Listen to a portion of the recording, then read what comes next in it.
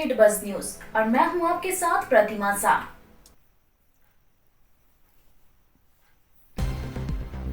जिले के प्रभारी मंत्री और अल्पसंख्यक कल्याण, मुस्लिम वक्फ एवं हज उप राज्य मंत्री दानिश आजाद शुक्रवार को जिले में पहुंचे।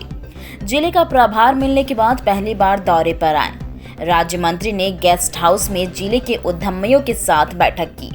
बैठक में उन्होंने उद्यमियों को जिले में निवेश करने के लिए प्रेरित किया। उन्होंने वादा किया है कि सरकार आपकी हर एक समस्याओं का प्रमुखता से न सिर्फ समाधान करेगी बल्कि आपको हर सुविधा भी उपलब्ध कराएगी। उद्यमियों के साथ बैठक में उन्होंने यूपी की कानून व्यवस्था को लेकर कहा कि जब से मुख्यमंत्री के रूप में योगी आदित्यनाथ से कार्यभार संभाला है तब से अपराधियों का यूपी से पलायन हो गया है। अब या तो वो सलाखों के पीछे या फिर दूसरे राज्यों में शरण लिए हुए हैं। कानून व्यवस्था का ही परिणाम रहा है कि आज यूपी इन्वेस्टर समिट के उम्मीद से ज्यादा निवेश हुआ है। देश के साथ ही विदेशों के बड़े कारोबारी भी यूपी में व्यापार की संभावनाओं को तलाशने पहुंचे।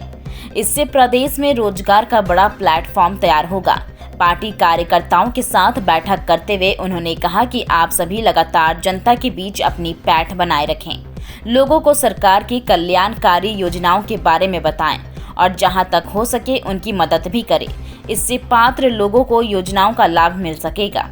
उन्होंने पार्टी कार्यकर्ताओं को संगठन की मजबूती को लेकर कार्य करने की नसीहत दी और कहा कि अपने कार्य और व्यवहार से जनता के दिलों में जगह बनाएं।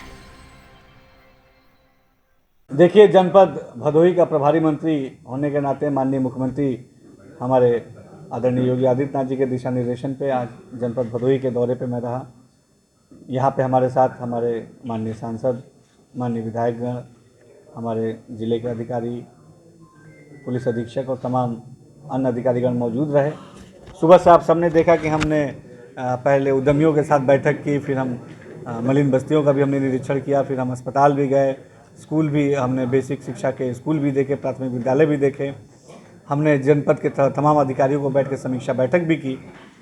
मुझे ये बताते हुए खुशी हो रही है कि प्रधानमंत्री आवास जो योजना है, जो एक आम भारतीय परिवार का सपना होता है आवास बनाने का, उस प्रधानमंत्री आवास योजना में हमारा जनपद भदोही की जो रैंकिंग है, जो डिलीवरी करने की, वो ऑल ओवर इंडिया की सेकंड रैंकिंग है।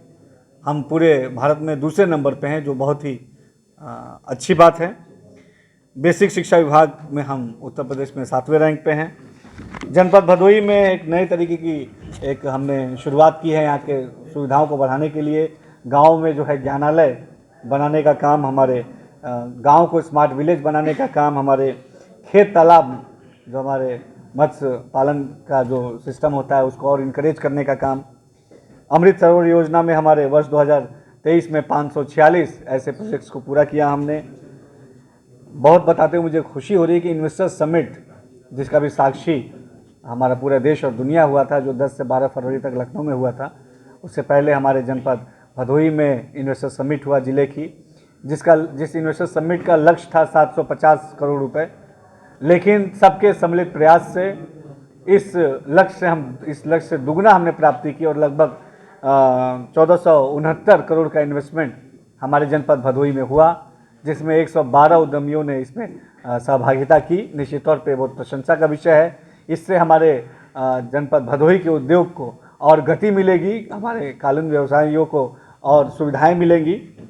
इसके अलावा हमारे यहाँ के पर्यटन स्थलों को भी बढ़ावा देने के लिए हमारे सीता समाहित स्थल के लिए 445.23 लाख रुपए, हमारे चौमाहा महावीर स्थल के लिए 97.63 लाख रुपए, हमारे राधा कृष्ण धाम के लिए 19.63 लाख रुपए का बजट हमने सेंक्शन किया। इसके अलावा अन्य भी जो पर्यटन स्थल है उनके लिए भी हम बजट एलोकेट करके यहाँ के पर्यटन को भी बढ़ावा देकर यहाँ के जो इकोनॉमी है उसको बूस्ट करने का काम कर रहे हैं।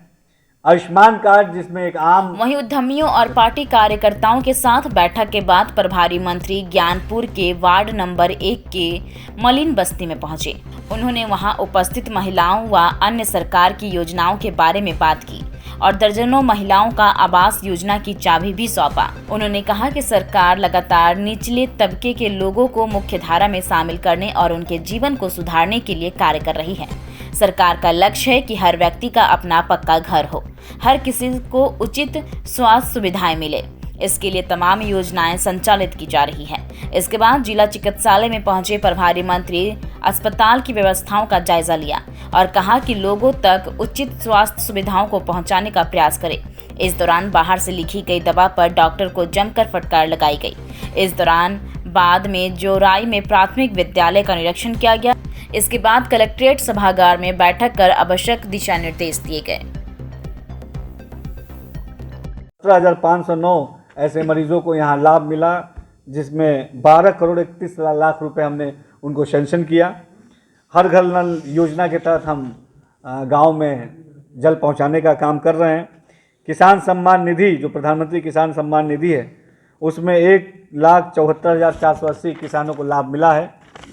इसके अलावा पीएम आवास योजना में 2022-23 में 12,253 हमारे ऐसे लोग हैं जिनको लाभ मिला है। सीएम आवास योजना के तहत हमने 72 लोगों को लाभ दिया है। गौशाला की अगर बात की जाए तो 25 अस्थायी गौशाला का निर्माण यहाँ हुआ है, 2 बृहद गौ संरक्षण केंद्र का निर्माण हुआ है, 1 कान्हा गौशाला का निर्माण हुआ है। 50 से अधिक परियोजनाएं जो यहाँ चल रही हैं, लगभग 250 करोड़ से ऊपर की लागत से। इन तमाम चीज़ों से हम जनपद भदोही के विकास के लिए काम कर रहे हैं। कई ऐसी समस्याएं भी हैं, जैसे गोपीगंज रामपुर गंगा घाट नदी पे सेतु निर्माण का काम की ज़रूरत है, इसको भी जल्द पूरा किया जाएगा। तमाम अन्य चीज़ों पे भी हमने चर्चा की। मैं अस्पताल भी हम गए, वहाँ भी हमने कुछ कमियां पाके वहाँ पे संबंधित अधिकारी को निर्देशित किया है। हम बेहतर स्वास्थ्य सुविधाएं, अच्छी सुरक्षा व्यवस्था, समाज में भयमुक्त माहौल और भदोही के व्यवसाय को आगे बढ़ाने की नीयत से हमारी सरकार काम कर रही है और माननीय मुख्यमंत्री जी के निर्देशन पे हम सफलतापूर्वक तमाम जो योजनाएं हैं, सकारात्मक योजनाएं हैं, उनको धरातल पे लाएंगे। डिप्टी सीएम भी यहाँ पे आए थे, उन्होंने अस्पताल के बारे में कहा था कि दवाइयाँ अंदर की लिखेंगे। आज आप आए हैं, 3 दिन बाद आप आए हैं, उसके बावजूद भी दवाइयाँ बाहर की लिखी जा रही हैं। 2 दिन पहले वहाँ विवाद भी हुआ था दवाइयों को लेकर, इस पर क्या कहेंगे? देखिए, हम अस्पताल के निरीक्षण पे गए थे, हमने एक ऐसा केस सामने आया हमारे संज्ञान में जहाँ दवाइयाँ बाहर से लिखी जा रही थी, उस पर तुरंत कार्रवाई भी हुई है। कोई किसी को भी इस चीज़ की इजाज़त नहीं है कि वो स्वास्थ्य सेवाओं के साथ खिलवाड़ करे। अच्छी स्वास्थ्य सेवा देना हमारी योगी सरकार की प्राथमिकता है और हम पूरी संजीदगी से उस पर काम कर रहे हैं। हमने ऐसे मामले को जो हमारे संज्ञान में आया था उस पर कार्रवाई के लिए भी निर्देशित किया है। स्पष्ट संदेश है कि सभी को प्रॉपर तरीके से काम करना होगा और आज जनपद भदोही के विकास के लिए जो काम योगी सरकार ने किया है, निश्चित तौर पे सबको और ख़ास तौर पे नौजवानों को, यहाँ के लोगों को, यहाँ के उद्यमियों को इसका लाभ हुआ है। हम इसी तरीके से अपने भदोही के विकास के लिए काम करेंगे। बच्चों की पाठशाला भी लगाया आपने? जी, जिस तरीके से हमारे बच्चों के अंदर एक उत्साह था, आप सबने देखा कि हमने पाठशाला लगाई और बच्चों से बातचीत की। बच्चे जो हैं आज बेसिक शिक्षा विभाग भी प्राइमरी पाठशालाओं में भी आप देखिए कि साइंस एग्जीबिशंस लग रहे हैं। एक बच्चे ने आपने देखा कि एक जो है रॉकेट का डिज़ाइन किया, उसने उसके अंदर। देश दुनिया की खबरों से अपडेट रहने के लिए देखते रहिए स्ट्रीट बज़। यदि आपने हमारे चैनल को सब्सक्राइब नहीं किया है तो आज ही सब्सक्राइब करें। धन्यवाद।